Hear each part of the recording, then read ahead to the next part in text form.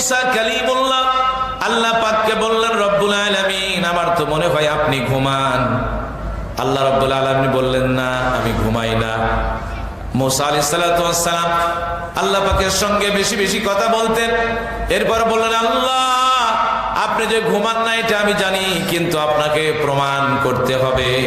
আল্লাহ রাব্বুল আলামিন মুসা নবীকে বললেন, যাও তুমি তুর পর্বতে চলে যাও, আর একটা গ্লাস হাতে নিবে, গ্লাসের মধ্যে পানি থাকবে। কি থাকবে?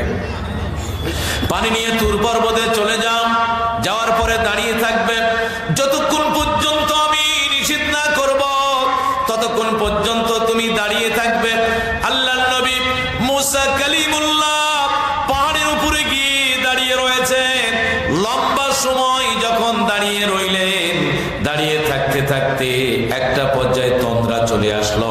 ঘুমের কারণে গ্লাসটা পড়ে গিয়ে পাহাড়ের উপরে চূর্ণ বিচূর্ণ হয়ে গেল।